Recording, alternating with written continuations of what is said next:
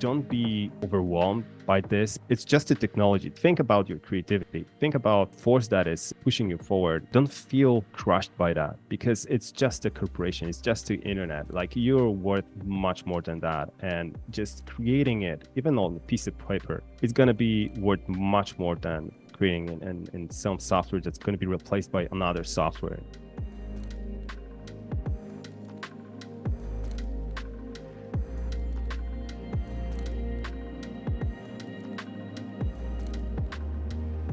Welcome to the Creative Endeavor Podcast, your gateway to the artist's journey, where we embrace the pursuit of creativity, breaking barriers, and daring to push limits.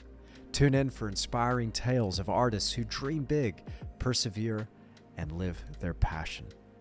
Welcome. My name's Andrew Tischler, and it is such a pleasure to have your company here in the studio once again. And in this episode, I'm talking to Greg Rutkowski, who's an artist based in Poland. Now, Greg is very well known. He probably needs no introduction.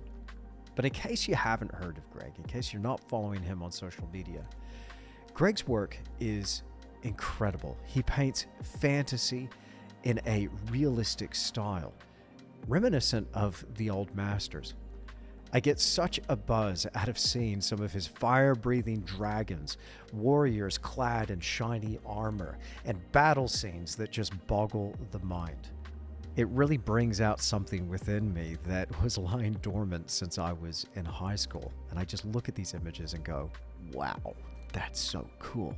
Now, his work has been featured in games, and in particular, Magic: The Gathering. And so, of course, you might have seen some of his artwork if you've ever shuffled through those cards. I wanted to ask Greg all about his creative journey.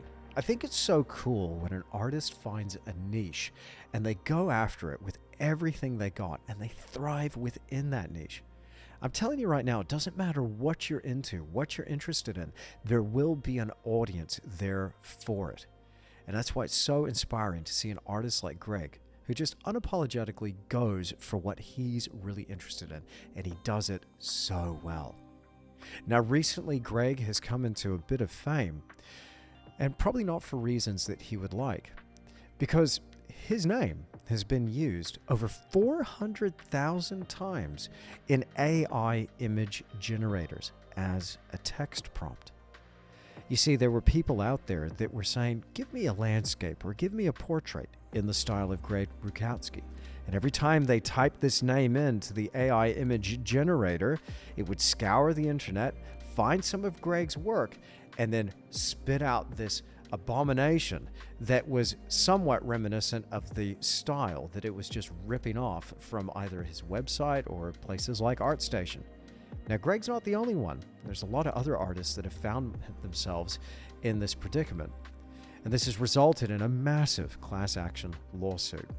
Now, Greg gets into that a little bit, but it was interesting hearing his take on AI art, seeing as he's now on the receiving end of some of this controversy. It was refreshing to hear his take on this, though, because I think he's got the right idea when it comes to creating work authentically that's inspired. I really think that the human hand, filtered through the heart, will always win in the end. But anyway, we'll save that for the podcast. Now, before we get into this episode, I just want to shout out and give a big thank you to this podcast sponsor, Rosemary & Co. Rosemary & Co. have been making the finest quality artist brushes for the last 40 years, and their brushes are second to none. It's all I use here in the studio. I'm using a wide range of bristles and synthetics for my monumental oil paintings. But they don't only make oil painting brushes, they also make acrylic and watercolor brushes as well. I've even heard of makeup artists using their brushes. If you want to get your hands on the finest quality artist brushes in the world, then check them out by clicking that link in the description or going to rosemaryandco.com. And a big thank you to Rosemary & Co. for sponsoring this episode of The Creative Endeavor. And one more thing before we bring on today's guest. Right now you're listening to the audio version of the podcast, but did you know there is an exclusive video version, and that is available only on Tisch Academy. Simply visit tish.academy or click that link in the description and find it on my official Academy page. You'll see a brilliant view of Greg Rutkowski in his studio as he talks to me in my studio, and I have my editor cut in images of some of the paintings that we're talking about as they come up in the conversation. So if you want to see a visual feast for the eyes, then check that out. You can find that only on Tish Academy. All right, I'm going to step aside. Here he is. This is Greg Rutkowski in the Creative Endeavor.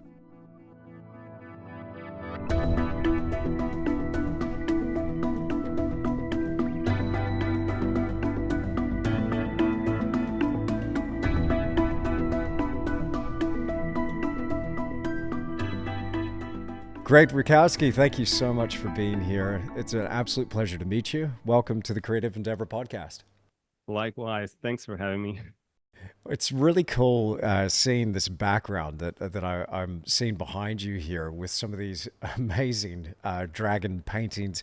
I want to get into all things regarding your art and your career and this trajectory that you've had.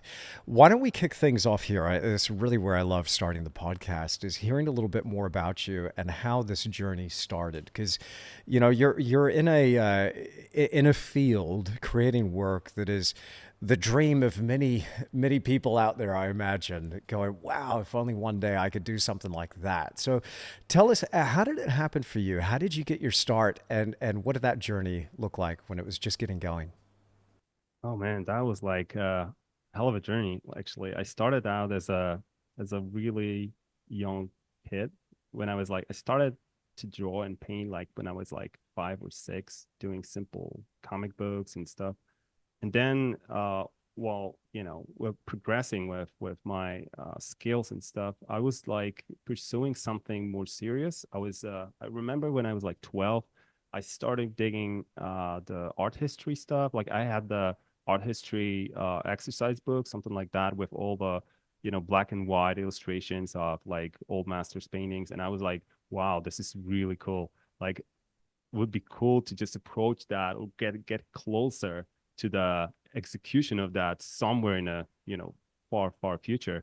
And I remember that at the age of 12, I started experimenting with oils, with acrylics, because I started to attend to the after school lesson with like art lessons. It was like in a primary school, something like that.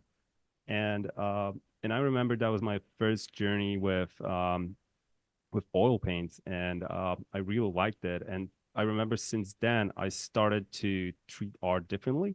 I started to dig more of the history of art, like old masters, techniques. Like I was trying to, at this age, you don't have this awareness, you don't really have any kind of conscious skills. It's more like you have something that you practiced for like I don't know, maybe 5 years and maybe more, but it wasn't really serious. But then there was like a switch for me, and from that point I was pursuing art much more in a serious way. But there was a transition. I remember that I was trying to get to the University or Academy of Art, of Fine Art in Poland, but then I discovered the digital art, and I remember that I wanted to paint, paint in any medium basically, but I wanted to paint something that is created by me, or even for a client, possible client. So I remember that when I discovered digital art, I realized that it was actually handmade on the digital tablet. And I remember that I bought my very first tablet, and then suddenly, I discovered the whole digital world, and I just switched to the digital art, and slowly, getting rid of all the, all the techniques, like traditional techniques that I, gathered when I was like 12, 13, 15 and stuff. And so that was the beginning. Like when I was like 20 or something, I started doing digital art. And right away, I started to receive some commissions, first clients. And, and I started doing fantasy stuff, but because it's really hard to find any serious matter paintings in made digitally because there is no, there's no need for that. Usually it's reserved for traditional medium, Hmm. for Hmm. oils. Like no one wants to have like digital art made in like or like looking like 1800s painting made Hmm. entirely in Photoshop, hanging on the wall, printed on the canvas. Usually, it's like you want to have it made entirely in oils and stuff like that. So I I went really quickly into the fantasy art, and that was like my journey for that has been my journey for like I don't know, 15 years maybe, because I'm still doing it. But for the past like several years, I went back to the traditional art, partially because I was a little bit tired, partially because of the switch in the industry.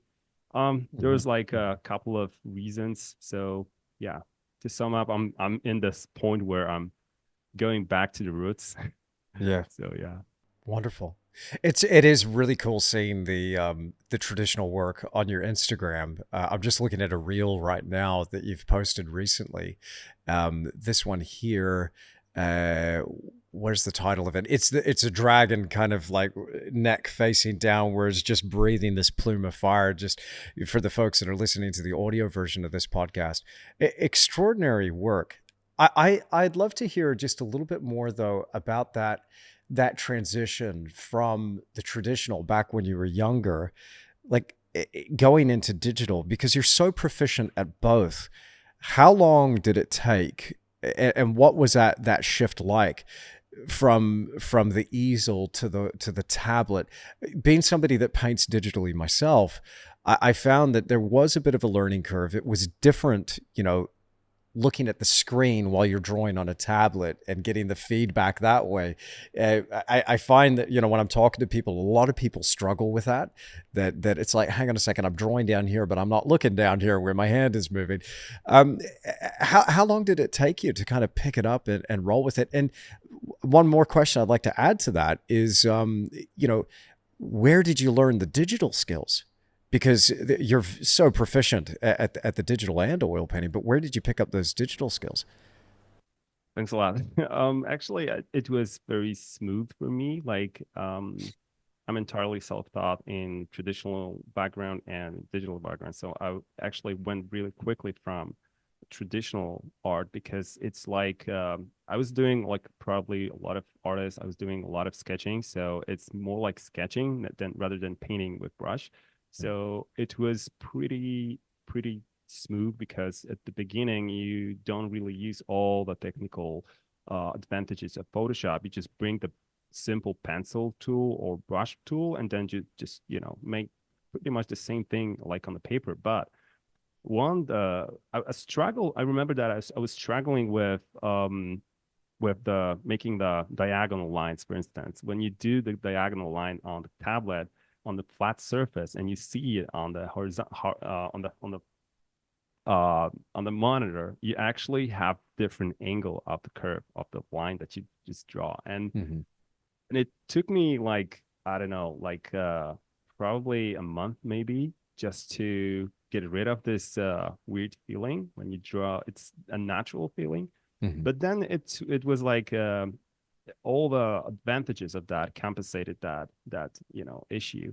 So like for instance, like you can undo something, you can transform, you can change the color, you can make tons of iterations, and it was so easy because I didn't have the space and time and money for building your huge studio for traditional art. And then when you have just a laptop or your computer with tablet, you can actually paint a lot of stuff just sitting in front of a computer. So at Mm-hmm. the beginning, it was offering a lot for me. So the transition was so promising because you could just create a lot of just transition the ideas that you had for years that you had in your mind to the canvas, digital canvas. It was so easy. But then I get used to that medium because I treat it as a medium. Obviously, you have totally different set of tools, but then along the way there was like I've learned a lot of different tools and how to use it. I came up with my own brush bug because one thing that is worth to mention is that whenever you start with a digital tool, you feel that it is actually like really artificial, like because you don't really feel the texture of the Mm. canvas, you don't smell the paint, you don't feel the even brush is like whenever you paint something on canvas, either it's whether it's like acrylic paint or oil paint, you have your own set of brushes. You know, someone wants to paint with the flat, someone with the the more harder, like natural, synthetic, like whatever. And everyone has its own preference when it comes to brushes, but when it comes to Hmm. Photoshop, you have to build your own brush set, and it's really hard at the beginning because you don't have the skills to create something. You don't really have the textures, patterns. It's really hard to combine those. So I came up with that because I was a little bit tired of this artificial looking images, as a digital Right. art. And I was so subconsciously, I was really missing the feeling of painting like organically on the canvas. So I came up with my own brushes, so so I could imitate somehow oil paints and canvas and stuff.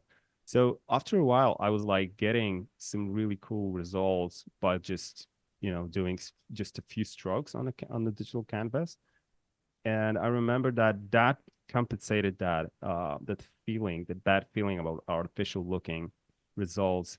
But I came to the point where um, I was trying to imitate something that I could achieve just painting on canvas. Like imitating digitally oil is pretty cool, but then painting it in real life on real canvas is much cooler. Mm. So I started to go back to the roots. So I started to, paint on in a free while on a piece of paper or just small canvas and building up my space in my studio with traditional media. So yeah, so the transition between uh, traditional media to the digital media went really smooth. But then I got tired of the sitting just in one position, doing just in one software, with the set of brushes, with the limitations, and with the feeling of this artificial end product. Hmm. Hmm. Yeah, that's fascinating. I I really enjoy looking at some of this traditional work again that you're posting, and just my take on the whole digital thing. I embraced it as a way to kind of just get a design, like an elaborate design for a big piece. Of like the view that you can see right now on the Zoom call to me, like this painting originally started as a series of pencil sketches, but then it went to a digital painting, and then that's what I used to create the final. It's But super cool. there's and I'm using it a lot just for the design, because I think compositionally the beauty of like grabbing something within the scene, dragging it around, you can make design changes in seconds, whereas if you're doing it traditionally, it takes days sometimes, if you have to rework something. So I really see the benefit there. But when it comes to executing on the final work, depending on what it was is for, when it comes time to do that final, for me, it was oils all the way. But I so appreciate the digital. But it's cool to see that some paint getting smeared on canvas here in your studios. That's awesome. I'd like to ask about your how you found your feet here professionally with this, because you said something just earlier on there about some traditional subjects, and kind of struggling to find a place for some of those traditional subjects with digital. But with your theme, and a lot of us know you through this impressive body of fantasy type work, and of course you've been instrumental part of Magic the Gathering, this card game series, where a lot of your work is featured for that. Can you tell us about how that opportunity came to be, and how you saw a place to showcase this work? And just on that as well, I just wanted to add to that question. Like, was this something that came first? The opportunity showed up for you, and then you applied the subject to it, or did you just want to paint dragons in these fantasy subjects, and then they were picked up, after the fact? How did this come to be? Actually, it went really naturally because fantasy was something that I was really interested in for, for my really younger years. And I was really inspired by Lord of the Rings, things like that. Like I was really thinking that would be cool to create something that can be executed in a way of like more darker, realistic colors and but showing, really fantasy topics and in that field I felt really cool because you can actually merge a lot of different eras. So you can actually create something more in a later Middle Ages or maybe in some really weird time. Like it was really interesting for me. So I was pursuing that topic for many years, and I was doing it as a personal work for many years, and then I was enjoying it. It was my comfort zone, I guess. And then suddenly I didn't apply for Magic the Gathering for a job, but they actually contacted me, and I was really happy to do any kind of work for them. And first I started doing it digitally, and then I started, along the way, I was actually thinking about this tiredness of, digital media or artificial looking stuff. And then I realized because Magic the Gathering actually offers artists to create something either digitally or traditionally. You can actually paint it something on a canvas, or you can paint it on in Photoshop. So I was choosing Photoshop because it was somehow, it seemed faster. It seemed like, you can actually apply any correction in any moment, and it was just much better for me at some point. But then I realized a lot of artists were doing like traditional work, whether it was like acrylic, watercolor, or oils. And it seemed really interesting way to try the traditional media for client. And I started my very first painting. Actually, I think it was my very first painting after like a break of like 10 or 12 years or even longer. So it was you know, it was very first painting for a client, made entirely, traditionally, in acrylics. And I Mhm. remember that it was the moment where I realized it's so refreshing to create something for a client traditionally in a fantasy genre. It was so cool. And I remember that I was like, overlapping the digital commissions with the traditional ones. And yeah, it seemed so refreshing back then. I continued that, and I realized, how much I missed the traditional painting Mm. on the canvas. And I started doing some studies also, just to pick up some references, some techniques to try out different topics. And also it was so refreshing because it wasn't really anything for a client, but it was just for me. And I was like testing different brushes, different techniques, and I limited myself just in an hour or two to create very simple and quick studies, just to because I got used to the digital pen, and I used all the fancy tools for Photoshop. But then if you try it, the same thing, the same technique on a canvas, suddenly you realize that you don't have those tools. You just have, Mm. few brushes, and you don't have like lasso tool. You don't have a lot of different tools from Photoshop. You don't have undo. You don't have like, The you can't even undo. transfer Oh. anything. Yeah. Yeah. So, yeah, and it was really, but at the same time, although it seemed like really limited, you Mhm. feel opposite. Like you don't really feel limited because you Mm. actually control everything like 100%. Because whenever you paint something digitally, I remember I was all every time when I was painting something digitally, I was annoyed by like Photoshop crashes, Windows crashes. I switched to Mac because Windows was so annoying for me with updates, with crashes, with everything. And the drivers for tablet, it was also like, it was hard to bear with all the, any update and something changes, like the pressure, anything like that. And when you pick up the pencil or brush, you don't have that. You just have simplest tool and with the paint on top of it. And you just, it depends on your precision, on your qualities, that it's so much easier. It's not dependable on any updates of software, any um uh third party, company, corporation, or anything like that. It's just the form is so simple.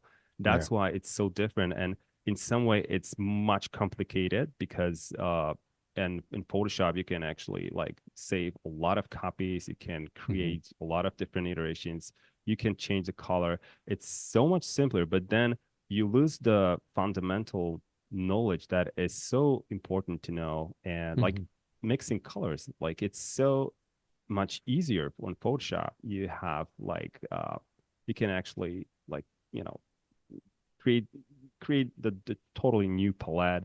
You can download palette, you can, switch between colors, just, or just pick up the color from the reference or whatever, which Mm. is actually unachievable in traditional media. You have Mm. to mix this color.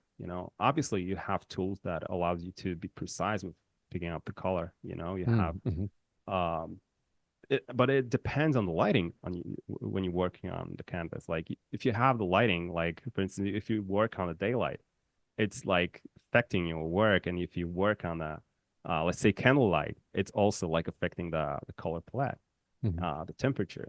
So it's not the case in the monitor. You have just one color palette, and Mm-hmm. it doesn't change. You can have the glare, but it won't change the color.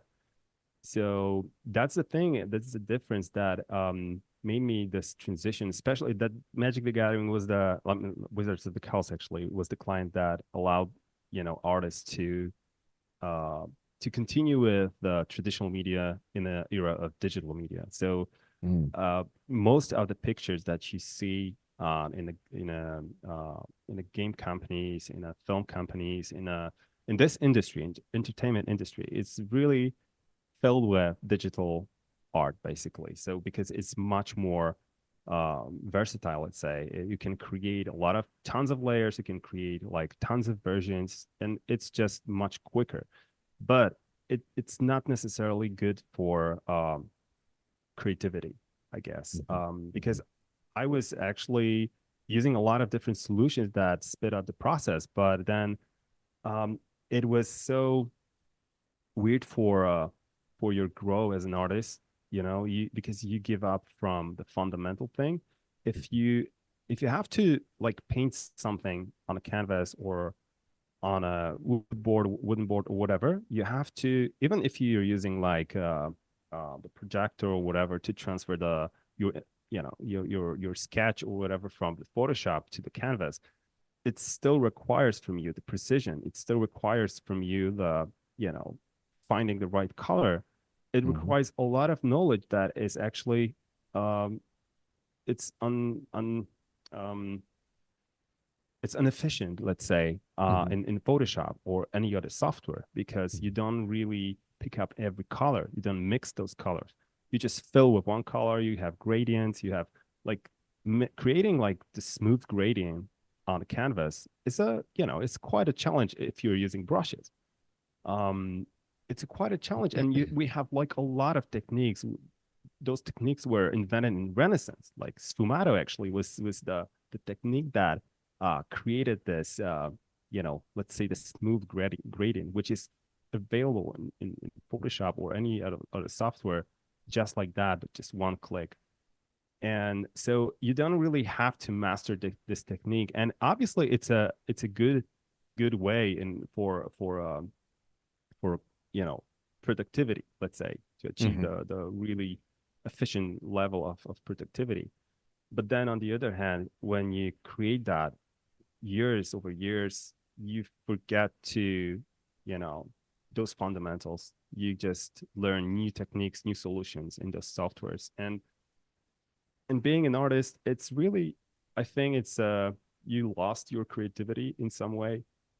You get lazy in some way. So, Hmm. I was tired of that, and I Hmm. wanted to go back to the roots. I wanted to struggle a little bit on a canvas, and I Okay. think it's good for us. Yeah. So, sometimes that artistic struggle is a good thing. I agree with you there. Absolutely. Um, I'd love to just switch gears here a little bit and ask you a little bit more about, how you find a home for some of these paintings. Actually, no. First, I'm curious about this. You know, you've got Magic the Gathering. Where are the you know, dragons are neat. Dragons are really neat. There's something about them that it really. Please don't take this the wrong way, but there's something about my inner child that just goes awesome, and I really it triggers something in me. And I haven't done dragons for many years. I never did them at this level, not anywhere near it. But it's so cool. Looking at your work, it's well composed. You've got the techniques dialed in. You've got such a strong design eye here. I'm seeing like contrast, light against dark, dark against light. I'm seeing extreme depth. I'm seeing this flow of vectors compositionally. So there's definitely, I can see that influence of traditional artists, old masters playing here into this. But you're creating stuff now that's visually so striking that it's obviously you're not getting photographic references to work from. I'd love to hear about the process. Like how does a painting come into being? Like from okay, you've either got the commission or you got the idea. How do you build this up now into a final artwork? And I'll just say for the people listening to the audio version, right now I'm looking at a view of Greg here sitting in his office. Behind him, he's got several framed pictures, a lot of which you could see on ArtStation and on his Instagram. But it's just one dragon after another, and every single one of them is just, it's a knockout, striking piece, so rich with light, but there's so much dark in there too. They're really moody. So lots of things in there. Sorry, Greg. I'm getting a little excited here, but tell me a little bit about some of these technical aspects here, and specifically, I'd love to hear composition and inspiration. Yeah. So, well, how to put it? Like, I think most of my key points whenever I create something is I like to divide the process of creating for a few parts. Like obviously we have the process of like brainstorm. We're trying to come up with something really interesting. So this is the point where you got the inspiration from Mm-hmm. somewhere. You can be inspired by the film. You can be inspired by the painting, whatever. And usually I see the the whole scene. Let's say the key frame in my mind. Sometimes it's like the situation that I visualize, and then I'm trying to come up with simple doodle just to just to catch the main idea of it, and then I'm trying to build a simple composition, usually in color. So also I'm trying to set up simple color palette, like just a few colors, just two, three, four colors, and that allows me to visualize that because I'm trying to create something as like a thumbnail, let's say. So it's blurred, it's rough, but if you zoom out, you can actually see almost like the final image. And then Mm-hmm. from that point, I'm trying to move things around. I'm trying to find the best composition. And if we talk about like just one dragon and just a few planes, like the battlefield, like, you just have like tons of, knights and stuff, but it's just a plane. So it's much easier to put it into composition. But then if you have more elements, it takes a little bit more time. But usually composition and color, it's like the I'm not even I'm not even like putting too much attention to the perspective per se, because it's not like when you paint something architectural, obviously you have to have the grid, you have to create everything. So it could be like, three-dimensional and corrected and put in space. But when it comes to like battlefields, like dragons, clouds, and stuff, you don't really pay too much attention to perspective, but it's definitely much more important to focus on composition and color palette. And with all that, in my head, usually color is very strictly connected to light. So whenever I'm trying to, uh, create this composition, I'm also thinking about light. So let's say the dragon coming from the clouds, this piece, the dragon's breath. I was usually whenever I create, and I think it's the case for most of my works, I'm usually trying to, convince the observer, or just introduce the atmosphere and mood. So whenever you see the painting, it doesn't have the really rich story. I don't really play with too much with symbolism or something like that. I just want to create something that creates this sense of scale, this sense of space, or the atmosphere. You can feel that. So that's the most important thing for me. So that's why it's very strictly correlate with color, with light, with this contrast and stuff. So it has to somehow introduce this atmosphere and mood, and that's the main point in my creation process. And then I can add something more, but usually I'm focusing on that. And even my recent pieces, it's still like focusing on the atmosphere.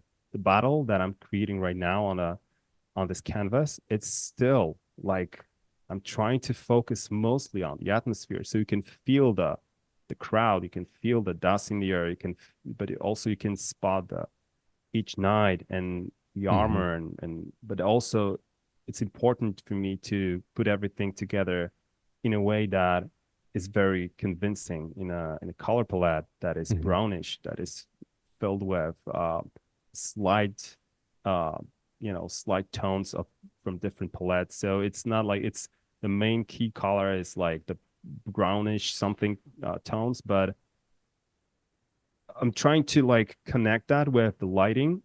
Mm-hmm. But in some way, it's sometimes it's very hard to create like this or stick to the realistic lighting, because I have to imagine that.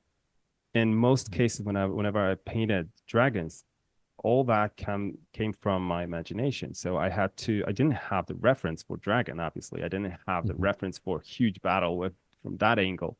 Mm-hmm. You just have a couple of references of crowded battlefields filled with knights, but not necessarily specific lighting scenario.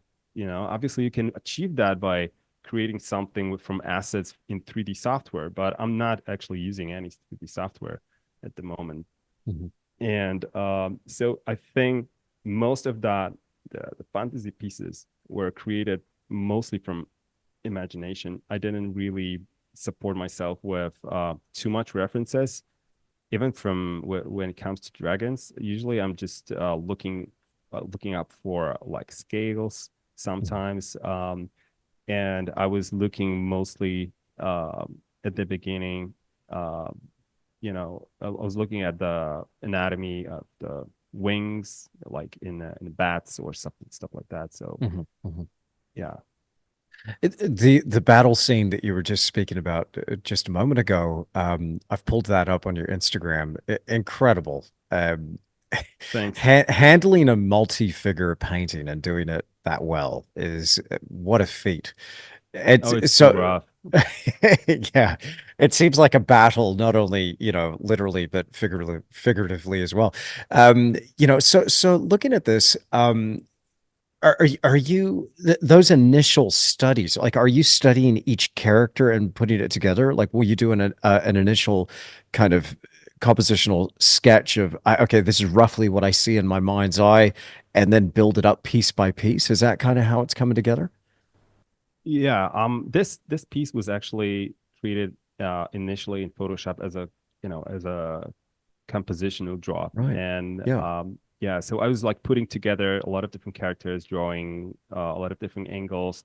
I was trying out different options, and then it took me like I think a month or even more to just come up with something really interesting. And then suddenly, I I narrowed down everything to like three or four iterations of one painting, just with Mm. a little bit different positions of those knights. And sometimes someone was a little bit higher with a flag, or the other one was like without horses and or more horses. So I was trying different options, and I didn't really because I don't really want to go too much into the historical events, so because it's Mhm. very narrowing down your options, because you don't have too much options when it comes to clothing. You don't have too Yeah. much options when it comes to the places. It has to be specific place, it has to be specific time of the day. So I don't really want that. And like in most of my artworks, I was trying to focus mostly on atmosphere, mood, and stuff. So Mm. that's the main point. So if you stand in front of the painting, you can come up with a lot of different stories, but the most important thing is just to feel this atmosphere, feel this painting, feel the space. So that's the thing with even those dragons that I was repainting, because it was initially created in Photoshop, but I realized that the thing that I want to create I wanted to create in Photoshop didn't have the sense of scale, because it depended on your monitor. So if you watch that on small monitor on your laptop, it was small, you don't have the scale. And if you paint it on like 2 meters, well, by 1 meter, the canvas, it's like it's much, much better. And it with the frame on the wall, it's just you do have this sense of scale. So the same thing goes for this recent painting. Mm. Yeah, so I guess that's the difference in creating Photoshop in traditional way. So Mm. that's why like I'm trying to focus on those things that I mentioned, like Mhm. atmosphere, color palette, and so it can be convincing whenever you look at it. Awesome. Does this painting have the battle scene that we're talking about? Does this have a home yet? Is it a commission? No, actually, that's one of the 10 paintings that I want to create for my first, you know, exhibition after like I don't know how many years, because my very first exhibition was in Germany when I was like, I don't know, 14, 15, maybe 16, something like that, Oh with just a wow. couple paintings. Yeah, that Very was cool. like years ago. Mhm. And so that would be like my, first exhibition after many, many years. And I want to prepare like 10, at least 10 paintings. Mhm. Um, some of them would be just my repainted digital work, because I don't want to come up with something entirely new, Mhm. because some people knows me from my digital portfolio, and I don't want to, separate those two. I want to Sure. combine those. So I want to repaint something. So it's familiar for some people. So yeah, that's Brilliant. my goal. So when are you planning on having this exhibition? I guess I could it should be something around like late 2025, because I don't want Okay. to rush. I want For to sure. create everything with proper preparation. Wonderful. Oh, awesome. Awesome. We'll keep our eyes peeled for that one. Yeah, I'll post it definitely on my social media. Excellent. So, okay, speaking of the social media, I saw a lot of posts, a lot of buzz around this. And of course, there's going to be a few people listening to this that became aware of you and your work following what happened with AI in recent years, and how your paintings or you were featured as a prominent text prompt to generate AI images. It was like, okay, give me a wizard on a horse in the style of Greg Rutkowski.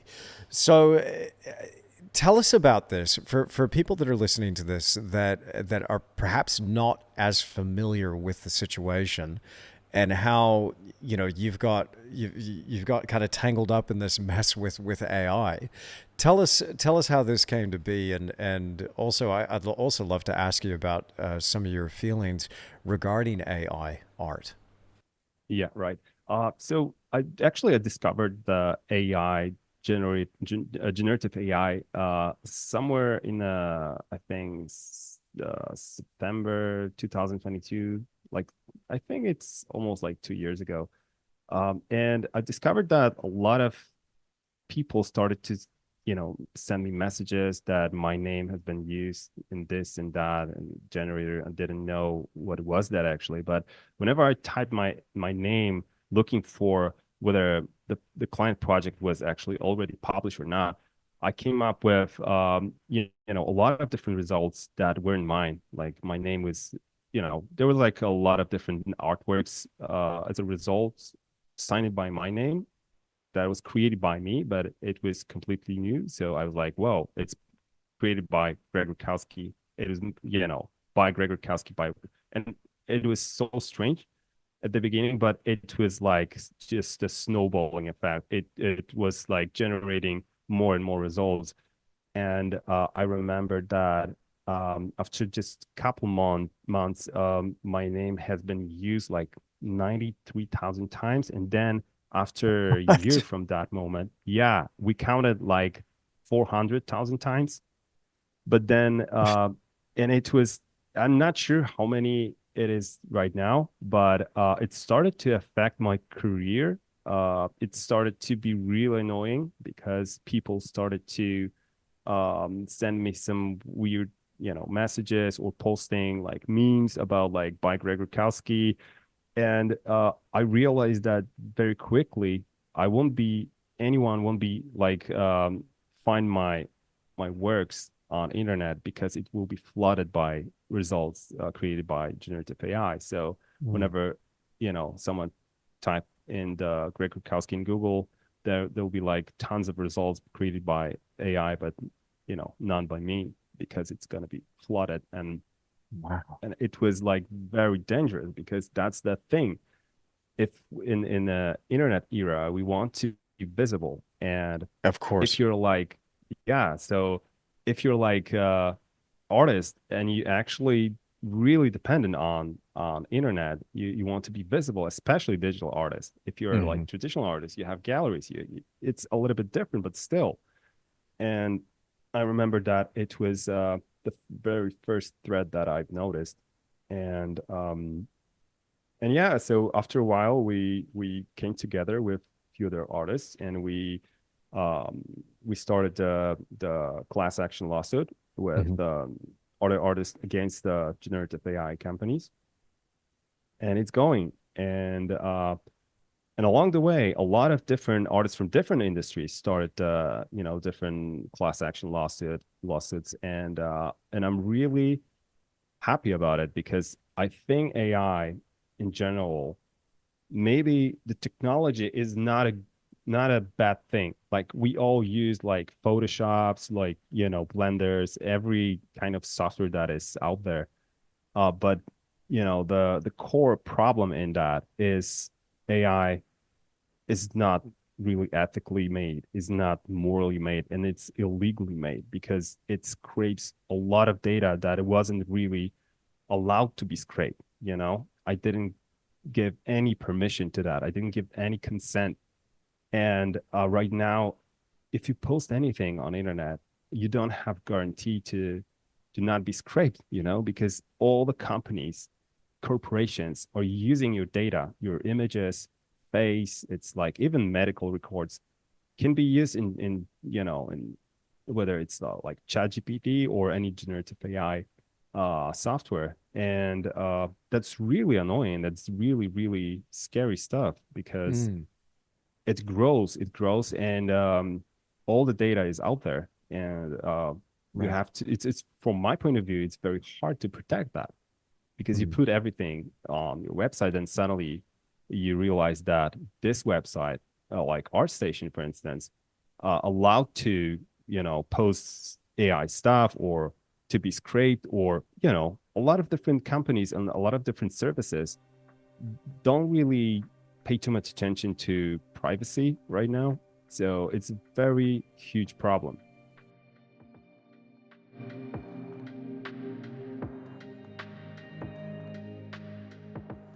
Well, I really hope you're enjoying this episode of the Creative Endeavor podcast so far. Please excuse the slight interruption here. I just want to take a moment and tell you about this podcast sponsor, Rosemary & Co.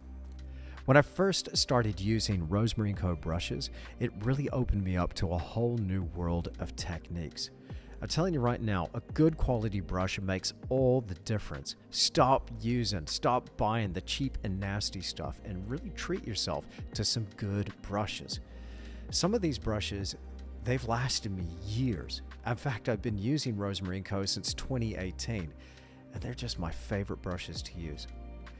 Now, right now, you can get your hands on some of the finest quality oil painting brushes, but that's not all they make.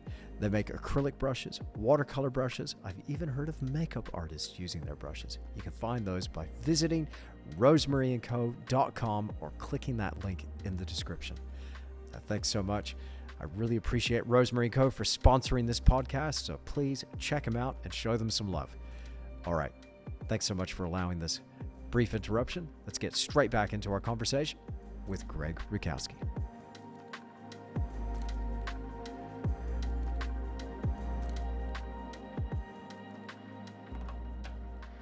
I'm kind of thinking about those annoying long lists of like terms and conditions that we're all supposed to read. I don't know of anybody that actually reads them, but where you tick the little box saying, you got to agree to the terms and conditions before you play in our sandbox.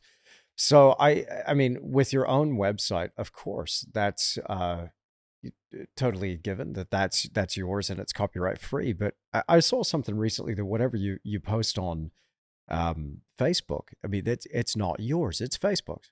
As soon as it goes up on Facebook, it's Facebook's. And so let me get this right, because I'm a little bit of a technophobe. So just to kind of recap, and for some of the people listening that are like me here and they don't quite understand how this works. So you've got an image that has been created, and it is scraping from this wide pool of images that exist online. So that data set is basically going, cool, this is now part of that data set. So whatever comes up in a text search, whatever matches that text search, that's what the AI is actually using to generate this. So if I just shared my screen with you real quick, and I'm sorry to do this to you, but if I just share my screen real quick, is this an example of one of these things that we're talking about here? Let me go over here and share this. And here I'm looking at this. This is Beautiful Lady by Greg Rutkowski. Yeah, exactly. I think it's so bad. It's so bad. Yeah, it's so bad. But that's the old. I think it's old stuff, because there was like a generator that was able to simulate your style. I don't want to mention that here, because I don't want to spread the word about it simply. But yeah, along the way, results were much better. And it's because it was trained over not only my works, but any other artist's work. And at the very beginning, there was a really interesting comparison where there was some line of prompts generating some kind of character without my name, and then with my name, and the results were totally different. The image with artist name was so much better. So that was like the huge evidence that showed that, without our input, being unaware, illegally taken image was, it was improving this AI generative software.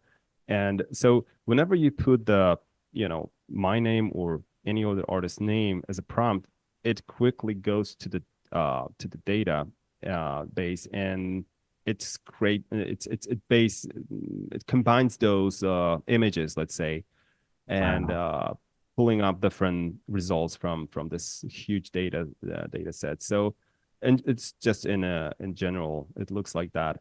Obviously, it's a little bit more complex, but uh, in general, it's like whenever you post something, uh, on internet, you don't really feel safe right now. And I Mhm. didn't really think that it's gonna be some kind of thing that we're gonna be,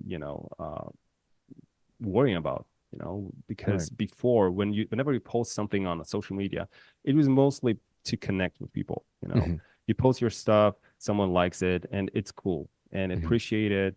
You post the information that's going to be an exhibition, you post your images, and that's cool. And that was the purpose of it. But then suddenly, with the growth of AI, that data is actually not safe because someone can take your image and put it in the or train AI over it and can simulate your style and then produce a lot of different images and then sign it or sell it, and it's very closely looking like yours, Hmm. or sometimes it's even like the copy one by one, almost like just with small changes. So that's like and people feel like, oh, I can create beautiful images, but you don't really think about like how much similar it is to some artist style or some artist image. So there's a huge problem with ethical approach. No Hmm. one actually care about um, from the corporation side about artists, and it's not even like about visual artists. It's about like musicians. It's about like screenwriters, writers. It's a huge problem for most of the Hmm. entertainment industries. Hmm. And I guess I'm always trying to talk about it because I think it's an issue that most of the people, like average person, don't really realize about all those unethical use in the background. They just Hmm. produce cool images and that's it. I can Hmm. produce something and that's it. Don't really think about any unethical, illegal issue here. Hmm. So I like to just introduce just in general how it works, and use of AI is, I don't want to blame normal person. I don't want to be like really I don't want to attack anyone, but I think it's very important to clarify that.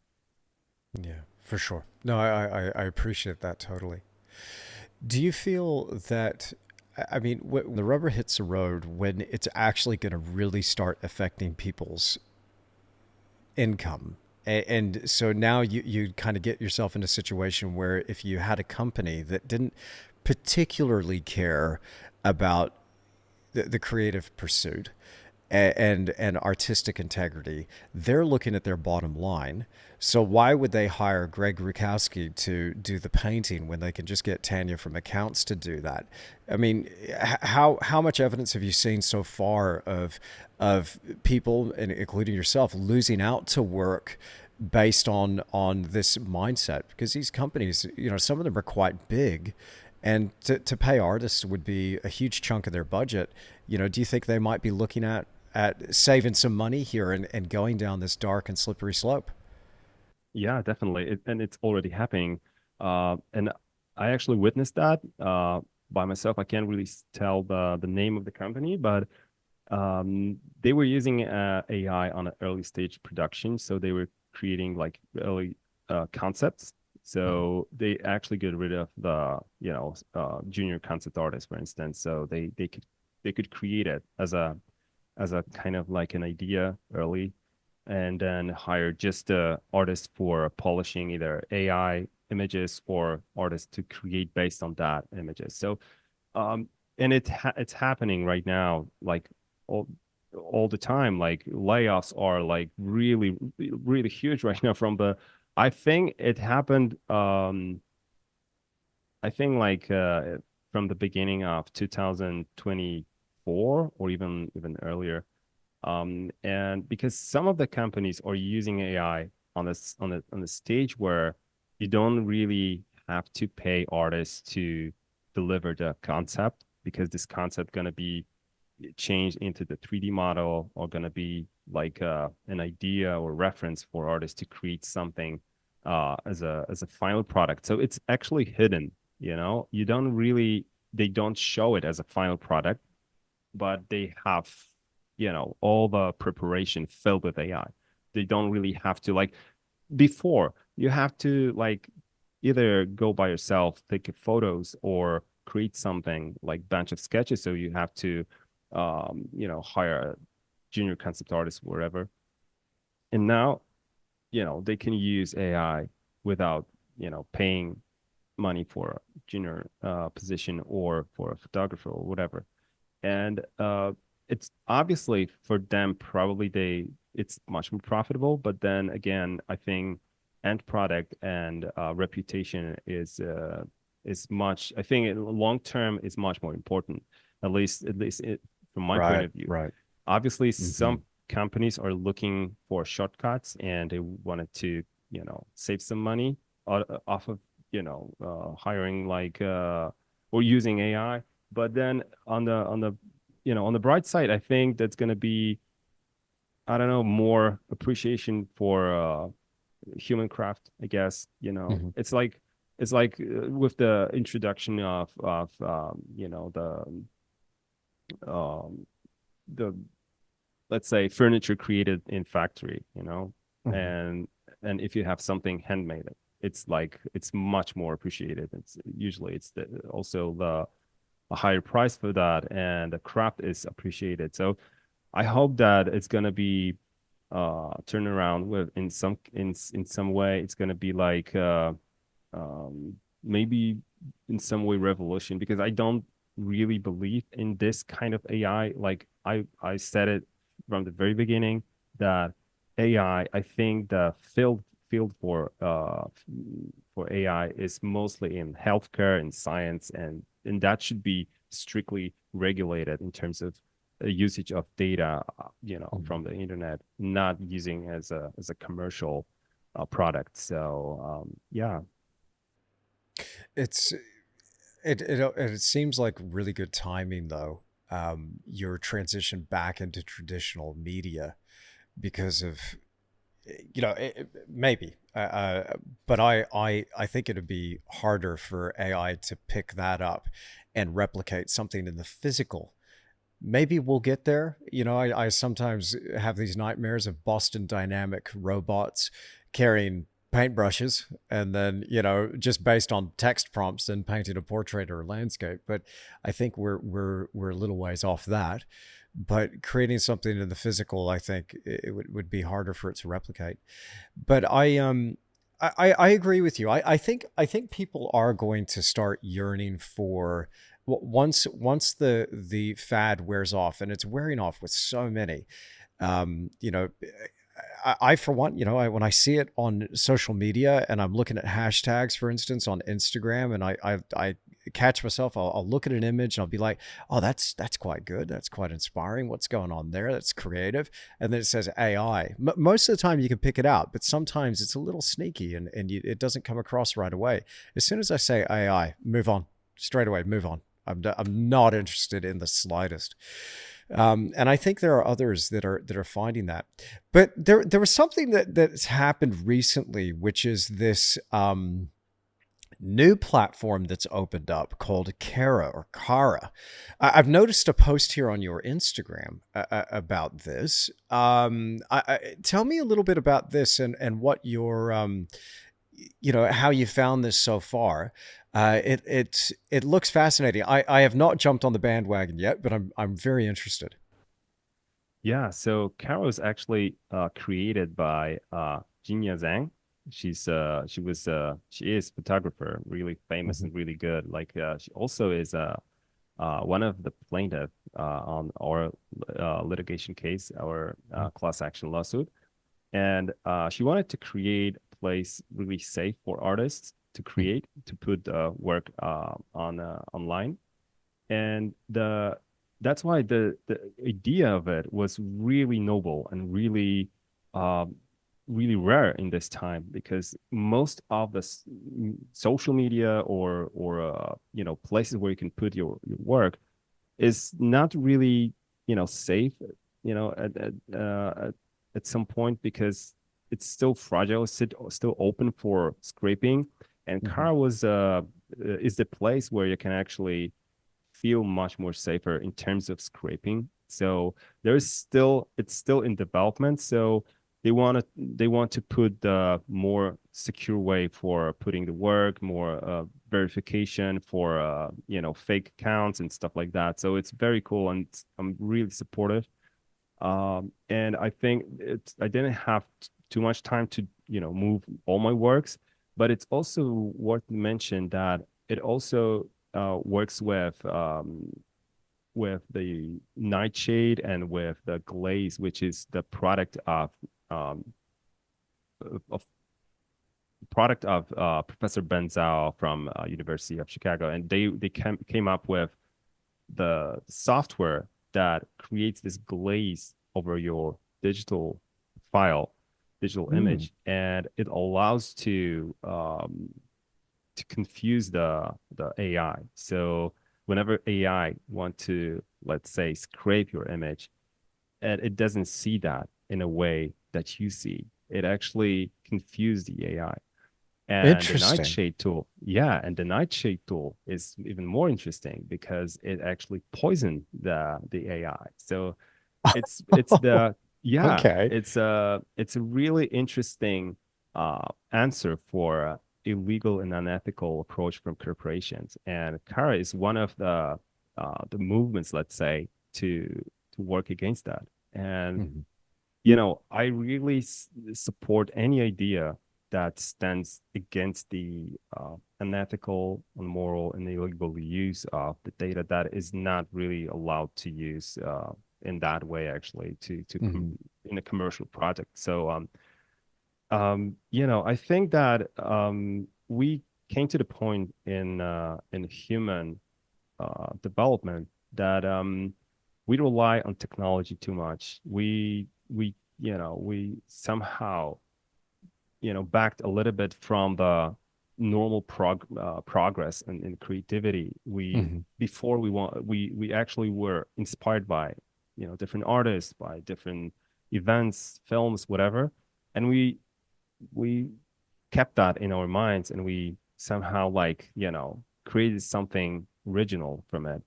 And right now we are relying on technology too much, and I see that in digital industry, that we rely on too many softwares. We rely on Mhm. 3D software, on Mhm. Photoshop, or any other 2D software, on the internet. Everything is just so you know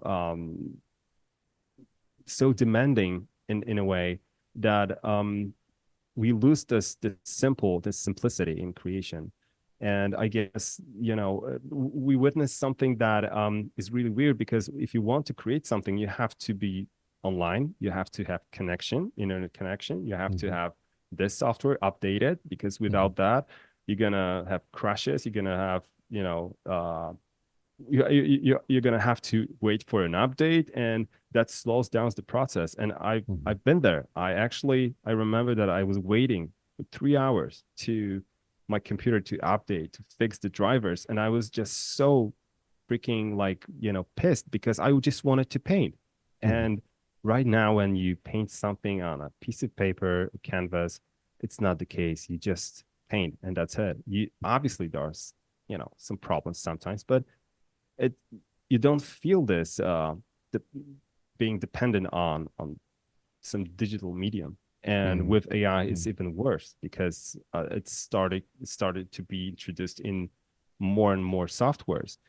And when you want to create something, just simply create something, uh, it requires from you to cut off from softwares, because this software using AI, that software is using AI. You don't want to be recorded by this software, Mhm. or you know be exposed to scraping or stuff like that. So I Mhm. guess it's important to know that in this age, in this weird internet age, I guess.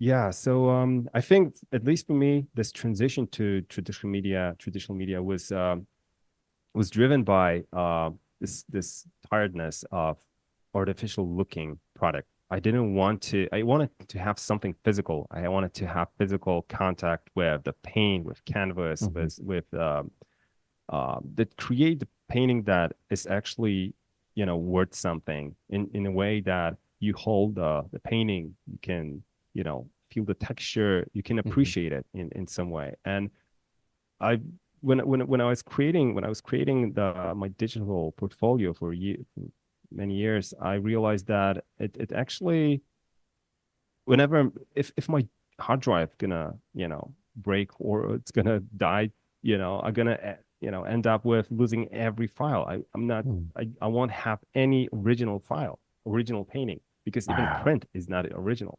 So Yeah, yeah, you that's lose right. all the, original paintings. And Mm. how it's original when you can copy it, and I felt it seemed like a little bit abstract, obviously, but I wanted to have something, I want to have Hmm. something original, like real. And I wanted to that's why I'm, going with those repaints some of my works, and because I want to have something that is made entirely, physically. And somehow I pick up the right time, let's say, with the AI, because I've Mm. been doing that for past few years, and AI was like, came up after 2 years of my transition, let's say, in my timeline.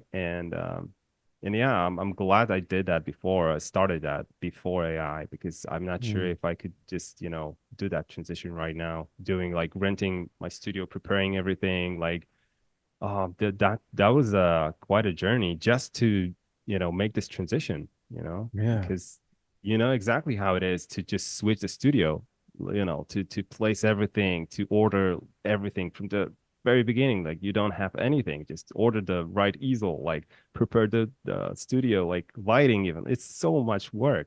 Oh, yeah. And yeah, so right now it's I want to I want to say for any digital artist out there that, or any artist out there, that it's don't be like, overwhelmed by this, because I Hmm. think it's just a technology. Like, think about your creativity. Think about the force that is pushing you forward in a way of, creating things. And don't feel crushed by that, because it's just a corporation, it's just the internet. Like, you're worth much more than that, and just creating it, even on a piece of paper, is going to be worth much more than creating in some software that's going to be like, probably it's, going to be replaced by another software in the Hmm. future. Hmm.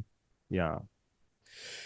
There's so many young people that listen to this that are just wanting to jump into a career of art, full-time art, whether that's painting, traditional art, or doing something fantasy or science fiction, whether it's working for games, television, or movies. What is so, and I'm glad to hear you say that right now about, in reaction to some of this stuff that is disrupting the industry. But what would be your advice that you would give to younger people in the face of this? You clearly you have hope that it's not over, that they could find their feet once they get out of studies or have built a portfolio of work. So if you had to start, let me ask it in this way: if you had to start from scratch and just land right now, let's say you've come out of art school, you've done a little bit of training, or you've built up your portfolio of work, what are some of the things that you're going to do right now to ensure you become this full-time artist powerhouse?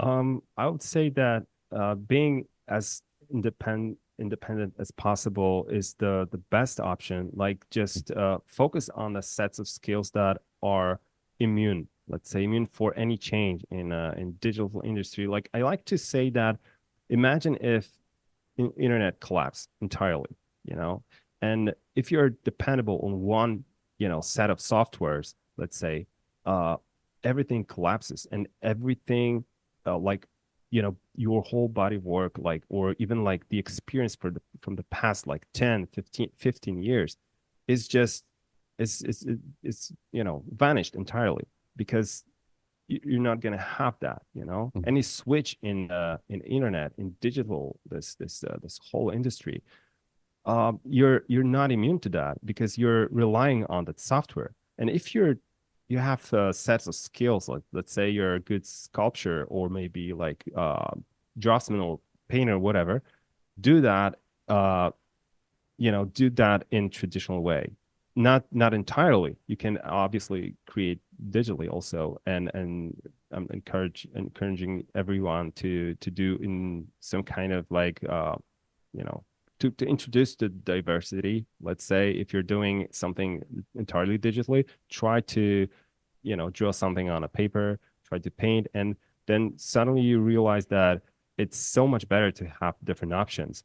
And even maybe in a 2 3 years, company's gonna require this kind of verification if it's a human made. It's Mhm. always good to have some kind of skills that you can show that it's actually handcrafted, because it's Mhm. a huge problem for the AI to simulate like the process. It's impossible to create the process digitally like by AI, because if you paint something, draw something, even prepare the sketch on a piece of paper, you can obviously notice that this was handmade and that was actually, like, you can make a photo while you drawing something, or film, whatever. And it's a proof that it's actually human made craft. And I think it's important to do that. And also it's very encouraging and inspiring for people to see another person draw, paint, and the progress is very important because young people want to have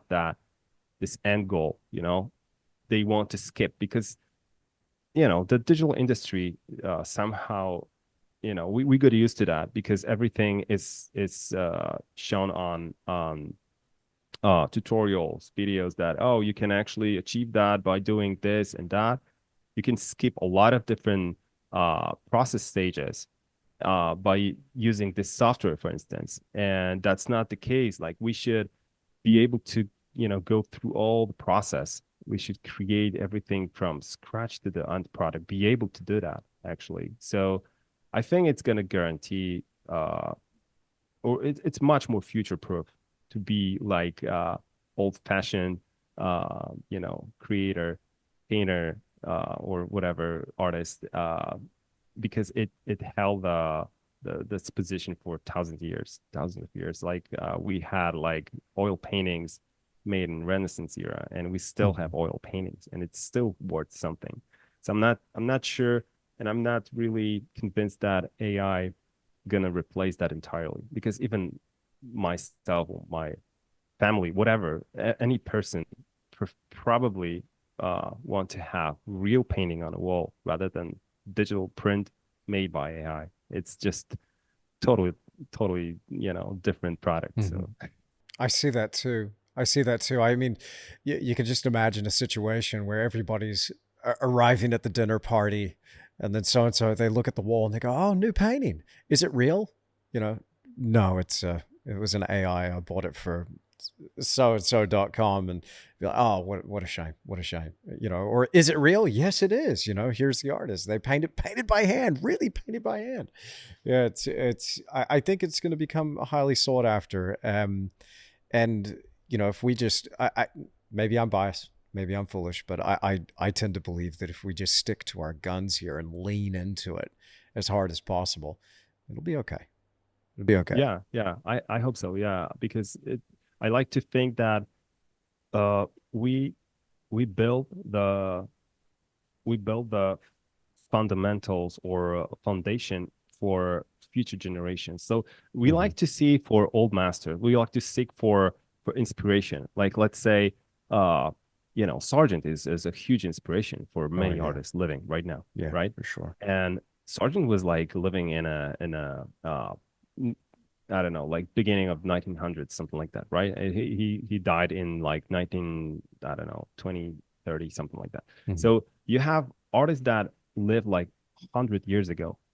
And imagine what happened if we artists start to, give up on traditional media, on paintings, and, move to AI. And then there is a future generation that's going to look at us and what's left? Like, what was the inspiration? Where's the inspiration? You're gonna Mm. look for Sargent. They're gonna look for Rembrandt again and again, and there gonna be like a huge gap because we moved to digital media, because we were very lazy and comfortable using all the tech. Mhm.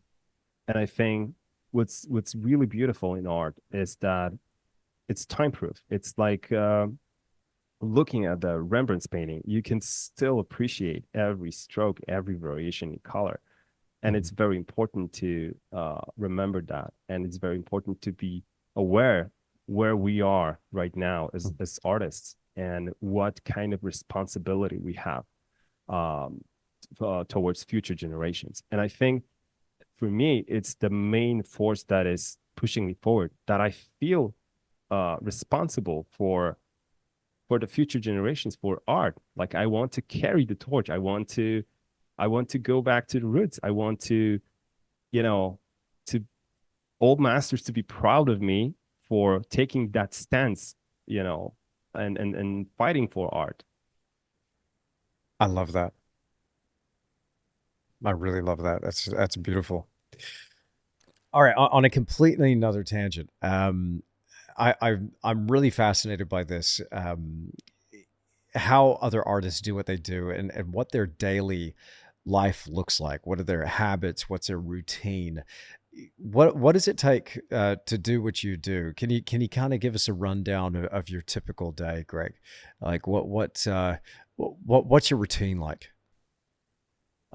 So basically I was working before. I was working for like 8, 10, 12 hours in front of a computer, right? Hmm. But after a while I realized that it's not working for me because I have two daughters, I have a wife, I have a house, I have like responsibilities and stuff. And I was like struggling with keeping everything clean and everything in right order. So there was like always a sacrifice in some way. Whether I was working more, on the client work, I was sacrificing my family time. And then, I switched to the different model. So I shortened my work time to 5 hours, and it was so perfect. And right now I'm working usually for from 3 to 5 hours daily, Hmm. and that time is like I'm focused in 100%, and it's like I'm so much more efficient because I think that, and this is the time, I'm not really strictly limiting myself. So whenever I'm going to my studio, which is like 5 minutes away from my home, um you know I can work for 3 hours. It depends on my um my will to work.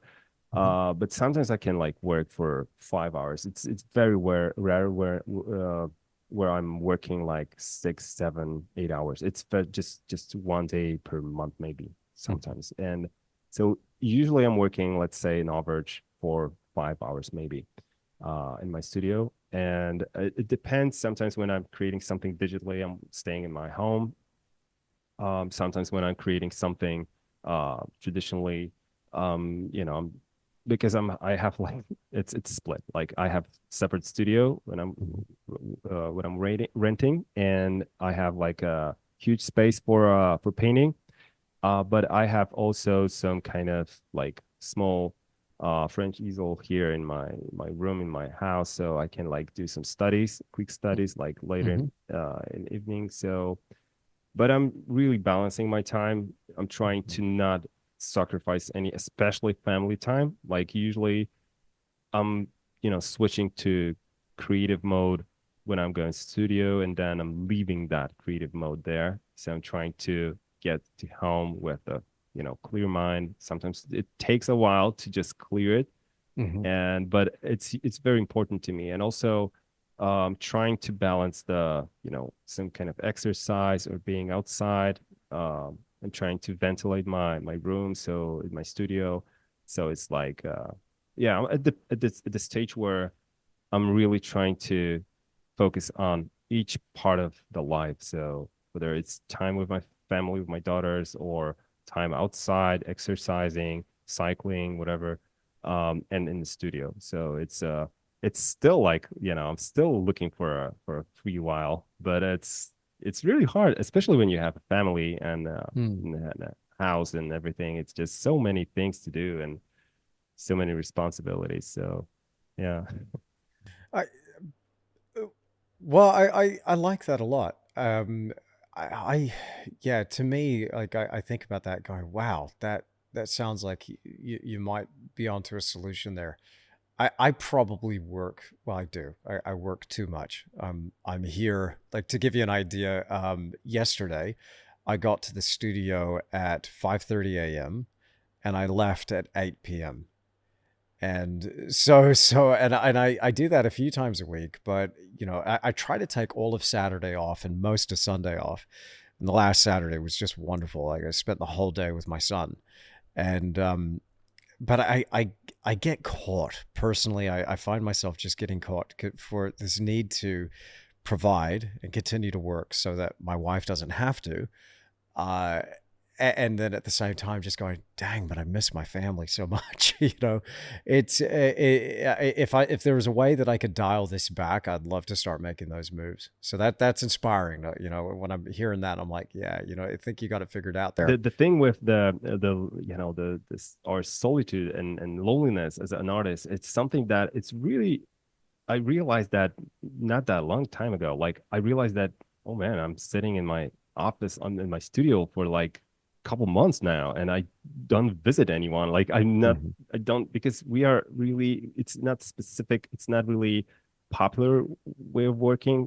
When you have Hmm. your own studio, Yeah. you work there alone, you don't have any, you know, visitors or colleagues that just visiting you and then look peek over your shoulder. Well, it's not our type of work. We want to be focused for several hours straight, and then we want to get back to home early or spend with time with our family, and that's it. Like, and the friend time or the social time is the time where actually it's not that important. We want, because we need to provide for our family. We want to build a healthy Hmm. family, healthy relationship.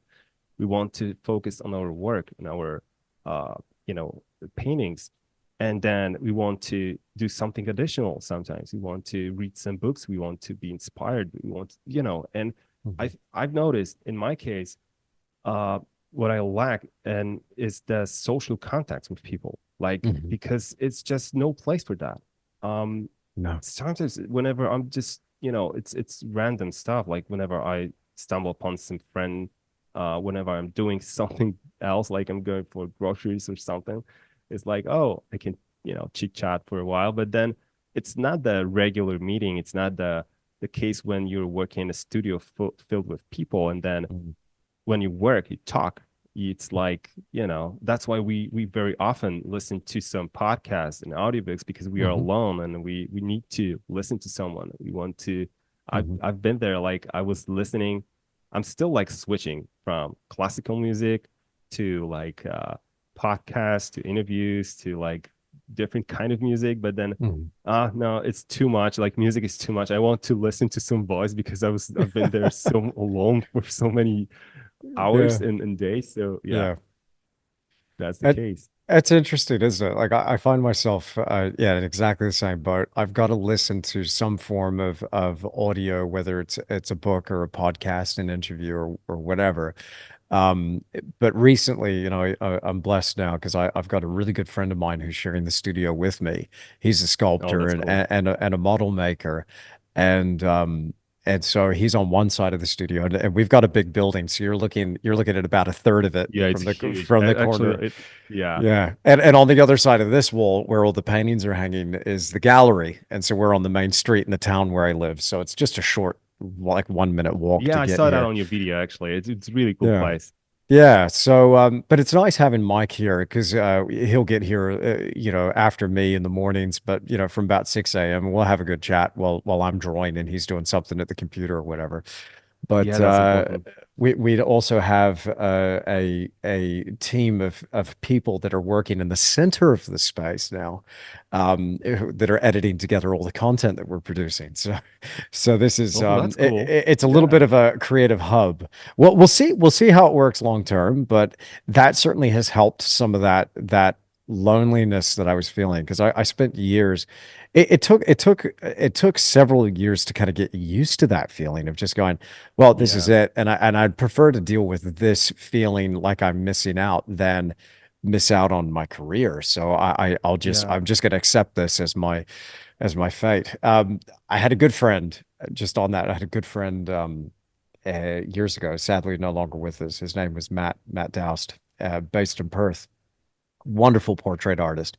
But he had this sign on the back wall of his studio that said, "Art is lonely. Get used to it." And Oh, yeah, that's he's true. he Yeah. struggled with it terribly. And it's yeah, but Yeah, but I it's think it's in some way it's a necessity in some way yes. because if you feel lonely, you have time and you're being forced to think about certain things. If Hmm. you're chatting with someone while creating, it's Yeah, cool. It's obviously very healthy, but hmm, then you don't have this empty space for thinking. Even that's if right. you're listening to music or anything like that, you still constantly rethinking your choices, career choices, or it's like it's so hugely important in our career, in our you know uh development as an artist, that it's like I think it that's why I think it in some way it's important, and it's a necessity. It's something Mm, essential for us, for artists, to be at least a while alone, just to rethink the either it's a painting or the any kind of choice that you're making, progression, whatever. It's a path that you're doing, you're taking. So yeah, in my case, it was very important because you know, I was rethinking all my choices, like whether pursue the digital art or whether I was tired of that, or maybe I was burned out, or maybe I was looking for something else. And I've noticed that I've been looking for something that was very close to me, and I wasn't really thinking about my intuition that seriously. mm, And when I started to listen to my intuition, I've noticed that it brought a lot of good. Like I started to see that, oh yeah, I needed that traditional painting. I needed that direction. The thing with the paintings right now, I'm relying entirely on my intuition, whether I mm, should paint this or that. And it's like I think it's important because we are hiding a lot of different emotions. We are hiding a lot of different ideas because we are comparing it to the reality. Is it profitable or not? I don't know. I would like to paint that, but it's not. It might not be profitable, so I won't do that. It's against your will. It's against your intuition. So you're doing it, uh, because it's much more profitable. It's just the thing that it's probably better. It's better calculated, maybe. hmm, But if you sacrifice something, in a way, like you don't earn as much as you could, but you can make something completely new, but you wanted to make it. hmm, Maybe it's going to be profitable somewhere in the future. Like, I don't really think what's going to happen after my exhibition, but I want to, and I feel that it's important to put those 10 paintings, show that to people, and then I don't know what's going to happen. But it's for me, it's very important. I'm relying on my intuition.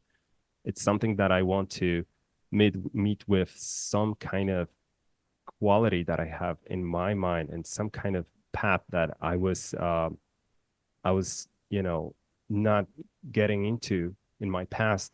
And finally, there is a place and time where I can actually follow that path. And I want to, and I started in the past few years, I started really look into the old masters paintings. Like Ilya Repin was one of my inspirations, like Jan Matejko. A lot of different artists that were like something really ancient that is not really an inspiration for many artists right now because it's unusable. It's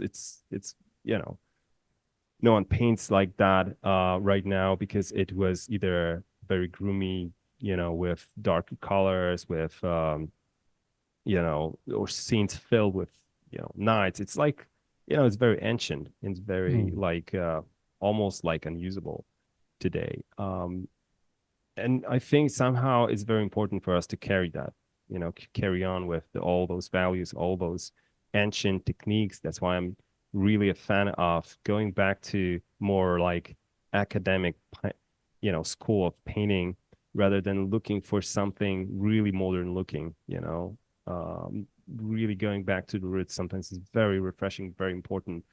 And it's a kind of like a reminder for us that we had a peak of, artistic development somewhere between like late 1800s and early 1900s, and then we went really, really down. And I think it's important to pick up those what we left off, and then start from that and carry on the old values.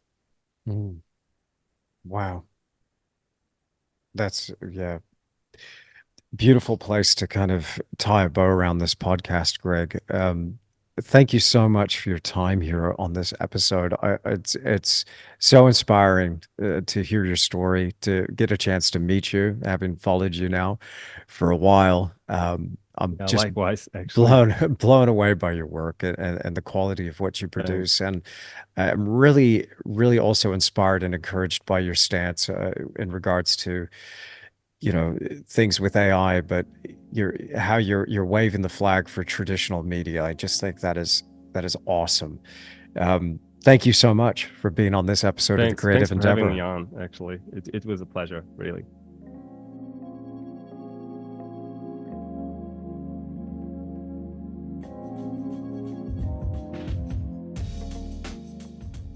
Well, I really hope you've enjoyed this episode of the Creative Endeavor podcast. Huge shout out and thank you to Greg Rutkowski for joining me. If you're not already following Greg on Instagram, make sure you do so. He can be found at Greg_Rutkowski. That last name is spelled RUTKOWSKI. And he can also be found on ArtStation.